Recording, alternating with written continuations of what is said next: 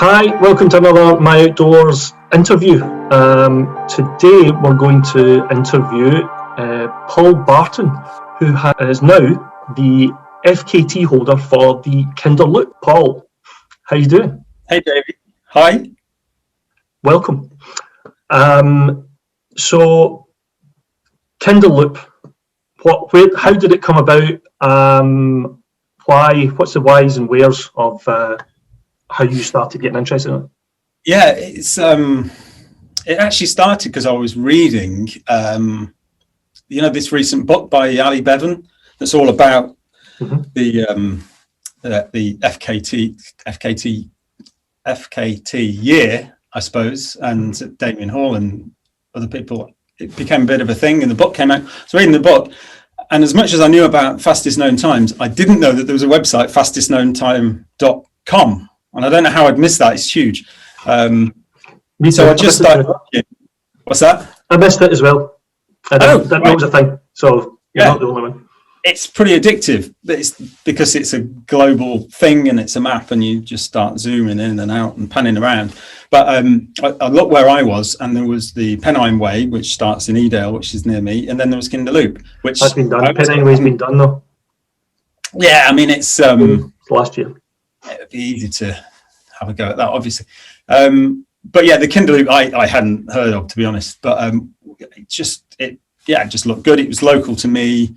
We're all locked down, so we can't really move around so much. So in terms of recce bits and training, it kind of just made a lot of sense. So and no disrespect to the times that were there, but they look like it might be achievable for a sort of mid-pack bloke like me, and that's where it started. Okay. So when was that? That would that's have what been. I'm going to do. How long ago, and like how long's it been? But just a couple of months, really. I knew because these things are often like loops. In this case, you can choose where you start and end, and that kind of decided some things. But it also the route that I chose started in Hayfield, and it meant that the first half, or the first third certainly, is trail that I know super well, run on all the time, and it's also the more technical bit. So I thought, well, if I do that first and get the harder running out the way first, but also the stuff I know really well, then I'll just sort of blast through that. So I didn't have to do too much recceing. There was bits that I did have to drive to, but even then it's quite a short drive. So it's sort of made it all fit with the whole COVID lockdown stuff. Yeah. But yeah, only probably a couple of months and a few recce runs, but not too much.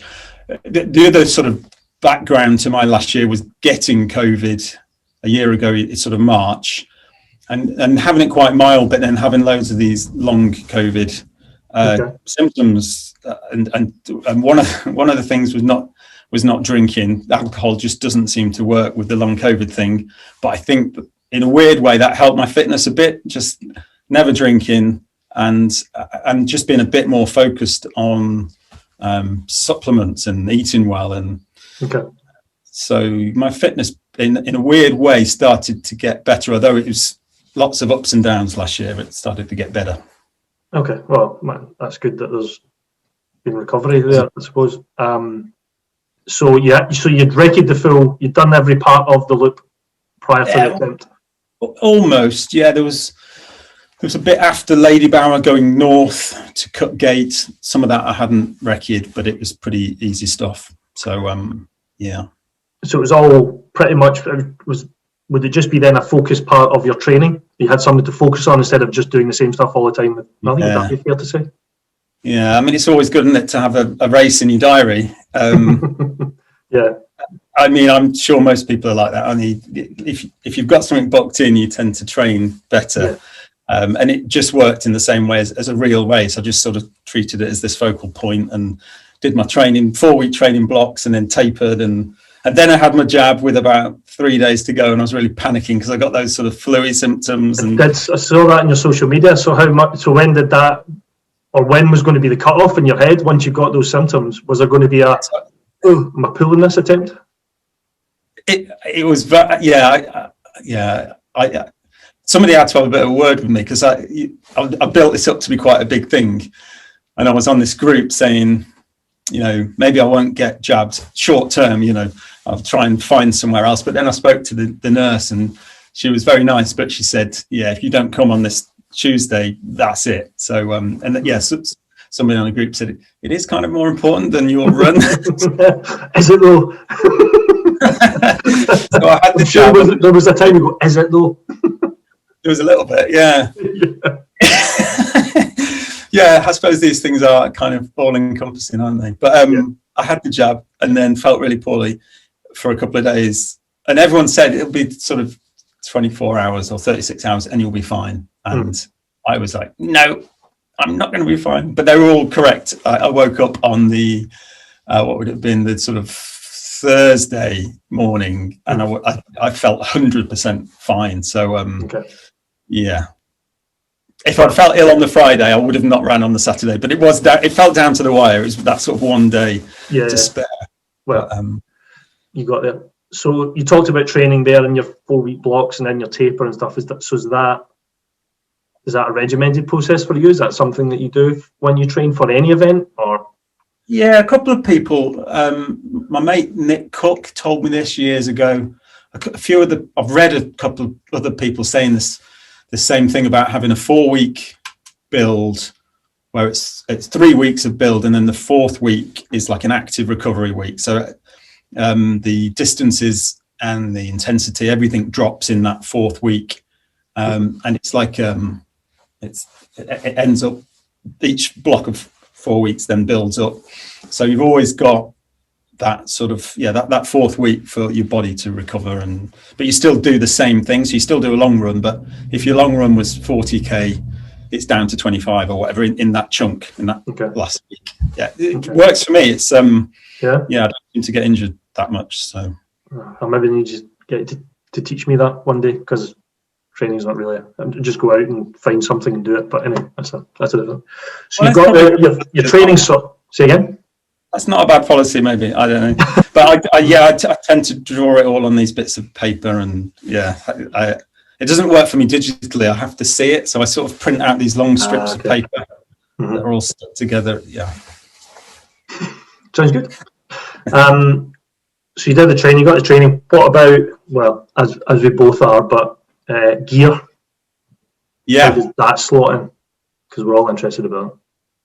Yeah, I mean, I'm just a bit of a gear geek, and because I work as a journalist and typically I'm writing articles about stuff, then sometimes I've got some new and interesting gear that I've called in for an article or I'm reviewing or something like that, and I've started this YouTube channel, Peak Proof. There's the plug. Go for it. And so, for instance, there they are, the new Innovate. That's the I suppose it's in the news cycle and a big deal for Innovate. So I used those, and so that's the Trail Fly, which I'd only just had, but I'd had 3 or 4 short runs in them, and I could tell they work for me. And it's kind of a hard packed trail, a lot of it. There isn't that much sort of bog or anything like that. And they're really grippy, actually. I probably didn't need as much grip as they provide, but they're Innovate's highest stack, most sort of cushy shoe. So it all made sense. And then I swapped into the G270, the lighter weight sort of old zero drop ones, which I just know really well, and I'm a big fan of those.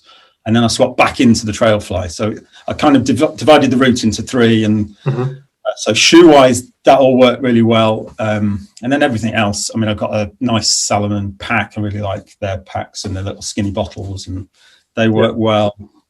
And I've got the same vest, the Sensei. That's it. Yeah. Yes. Nice. Really good. I thought it was rubbing at one point, and what it actually was my massive iPhone. It was just really actually. So I ditched that. I gave it to one of my mule runners. If anything, I should have given more things to the guys that I was running with, because it was a supported effort. Yes. Really, I should have been a bit I should have trimmed what I was carrying slightly, because that's sort of the purpose. I think that's the only thing I can think of that I would change. Maybe I'd hand over. Yeah, I don't know how people do that, like carry nothing and grab. Just relinquish the responsibility of your gear.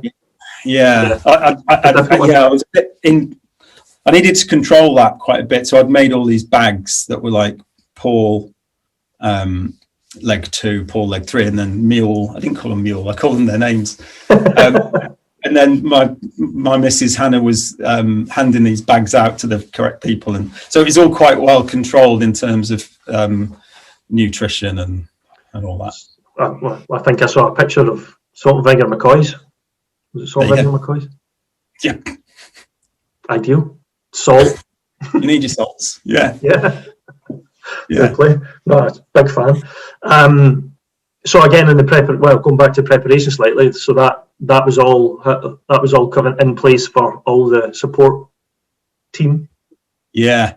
So I'd chosen the route starting from Hayfield and going anti-clockwise. Everyone seems to do it anti-clockwise. It just sort of then divided itself up into 3. So there's a stop at Lady Bower and then a stop at the top, a place called Dunford Bridge, and that put it into these sort of 3 28, 29 kilometre chunks. Okay. So I got, then Hannah was in a van at both of those with all the extra bits and bobs. And it just went really well. It just seemed to fly by, and that relief, especially the second time. The first time when you've run 30k, it felt really easy, so I didn't really stop. I mean, I swapped my shoes, picked up a bit of some extra gels, and refilled my bottles, and then was straight out again. The second time I got to see the van, I was really pleased to see it, see Hannah and see food. It worked pretty well, all that. Okay. You need a good support crew, I suppose, to do that sort of thing. Well, that's it. You see the support crews in some of the films that we put out, looking at totally FKT'd and things like that. It's a well-oiled machine, and it has to be. So it sounds like, so there is the unsupported element, and that was I'm probably jumping in earlier than I wanted to, but it sounds like you could probably do it unsupported and still take it time. So I'm just looking at the time here of unsupported of 11 hours 43, which is actually quicker than the previous, a minute quicker. In fact, not even a minute quicker than the previous. Max, so Max Driscoll had the previous time, and as you say, it was very similar to the unsupported time, and they were done at a similar time, and they were ran at a similar time, I think. And I got in touch with Max actually, and he helped me. So he came and ran with me on leg 2, which was really nice of him, because I didn't know him at all. Oh, really? Never met before? And you just walked up as support? Yeah. Nice. I've made I'm in the editing process of putting a bit of a film together, and so you're ruining my questions, Paul. I've got that's a question. Oh, well, no, there you go. I'm joking. I've got that moment in the video where I sort of where I meet Max, and then the next bit we're running along together. But yeah, it's really sweet. I mean, it's the fell trail community in the UK, isn't it? I suppose. Yeah. It's really nice that you can reach out to somebody who's got the current time and say, I'm thinking of doing it, and his first reaction is, I'll come and help you. So yeah, that was really sweet. So him and all sorts of my mates that I do know, just sort of slotted into this whole process and ran alongside, and Did I just pick that up, that Max turned up at the checkpoint or your supported stop, and that was the first time you'd met him? Yeah. I love it. No, yeah. So I'd sent a picture of Hannah and my van so that he knew who to go and say hi to. So they'd met half an hour before or something, and then I rocked up and said hi, and then swapped shoes, did all that, and off we ran. And handed him a couple of bags of food and get that in your pack and go. It's nice one. Yeah, it's a great community, isn't it? And it's not unexpected, I suppose, but it was nice that he wanted to do that. I think he just wanted to be involved, and he said if he sort of wanted me to beat the time, and wanted to help help that Yeah. happen. So yeah. No, that's good. Well, exactly like you mentioned, it's a good positive community that does that. And was there at any point where you thought this is not going to happen, or was there a point where you went, I'm going to smash this? It's tricky because I hadn't really worked out my pace, except that I'd printed out the elevation profile and I'd written on all the places, and then I'd put a flat pace across it. Really very basic pace that was an 11-hour pace. So the record was 11:45. So I was aiming for about 11, but I thought I could probably come under 11. So I did a 10-hour pace as well as like a sort of stretch goal. I didn't genuinely think that I would do that, but it just meant I've got these sort of markers, but it didn't take any hills into account. It's just the most basic sort of flat pace. But then I was thinking, well, it's kind of hillier in the first half and flatter in the second half, so it may work out. But I ran fairly quickly at the start, although sensibly. If you can hear that, that's snow or hail on my shed roof, by the way. That's what you get in April, clearly. Obviously. So I was running, and I could just see that I was around that 10-hour pace for the first third, and then I had my first stop, and I could see that I was still around that 10-hour pace. There was moments where towards the end I was really like, there's a north section that's the Trans-Pennine Trail, and it's just dead flat. And as somebody that typically enjoys mountainous terrain, I ain't that good when it gets flat. But I kept running, and that was the only thing. Is just I didn't. If I'd have walked at that point, I'd have lost all that time, and it was in my head that I just had to keep running, and I managed to keep running. So I think I ended up coming in 10 hours 19, and possibly that I could have been closer to 10, but that was not expected at all. So I was very pleased with that time, and I suppose as you should be. As your mum says. What did she say? Revel in it. Revel in it. Yeah. I saw that comment on Facebook and I thought, she's right. Do it. She's right. As we just before you press record, we were just sort of discussing that, weren't we? That I'm very aware that there's loads of elite runners that would go a lot quicker. So my first reaction is to start saying, well, yeah, it is technically an FKT, but. And I sort of it's an FKT. Full stop. Yeah. You don't perhaps need caveats, and it was a good day, and I ran as well as I could have run, I suppose. So that's a nice thing. So I suppose the two questions for you personally are: could you go back and do it quicker, or would you go after the unsupported time?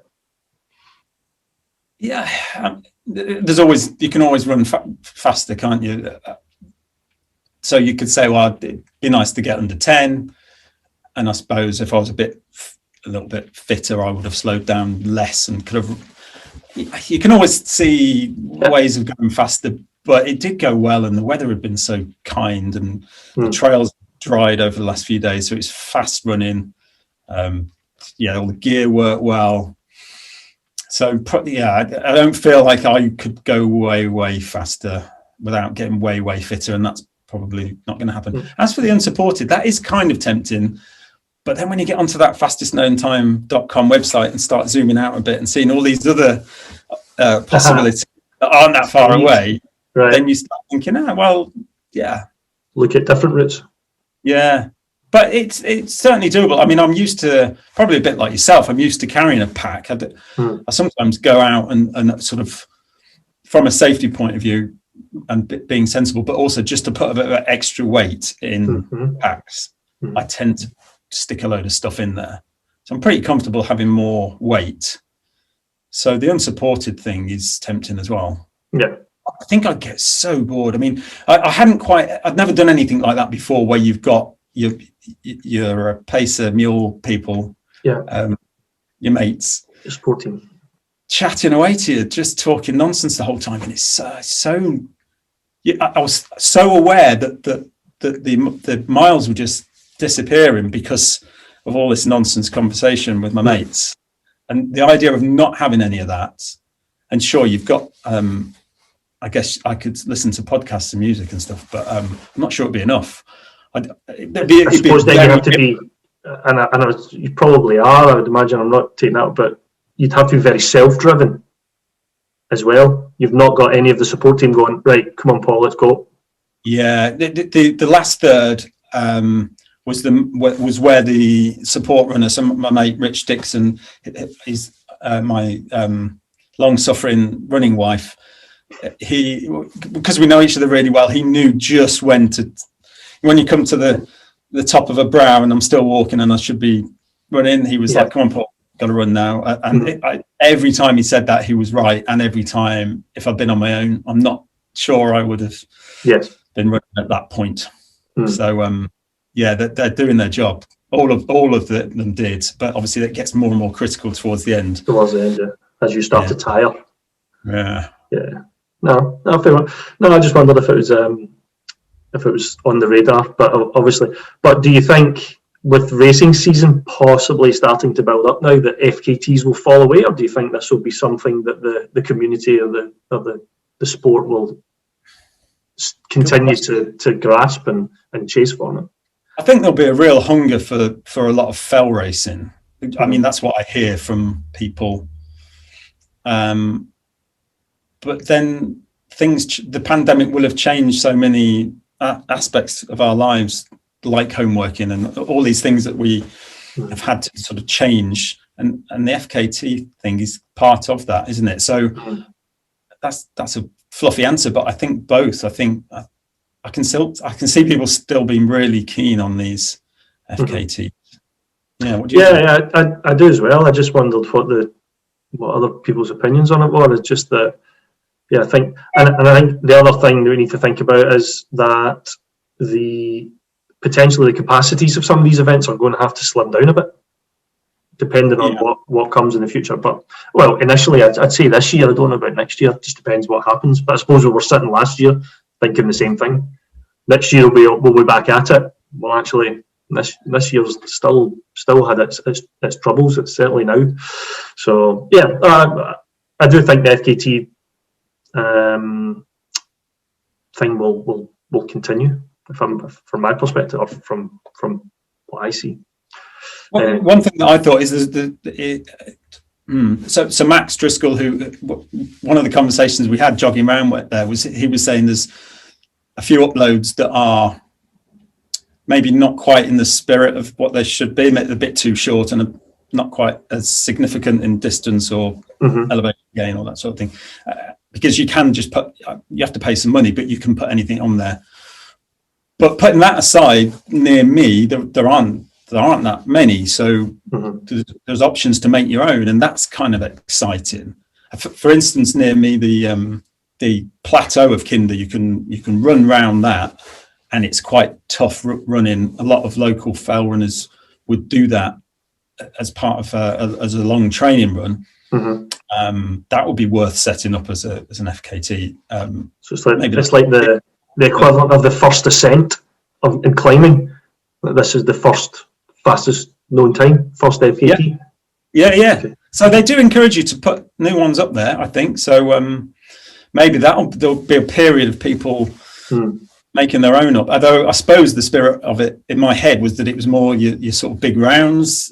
And your big famous trails around Appalachian, or these big famous A to Bs or loops, but the big ones. And I guess you don't want to water that down too much. But I was thinking that, because you need to look at distance. Distance would need to be a thing. I would suggest, and a 20-mile road route round Glasgow wouldn't be a very exciting fastest known time. No. So. I hope that, like you, I didn't know about the website. I was aware of FKTs. I knew what they were, but I wasn't aware there was a website. But I'm not sure if there's criteria to building a route. No, it doesn't seem to be. Maybe then, apart from you have to pay $20 to put your routes up there. All right, okay, fair enough.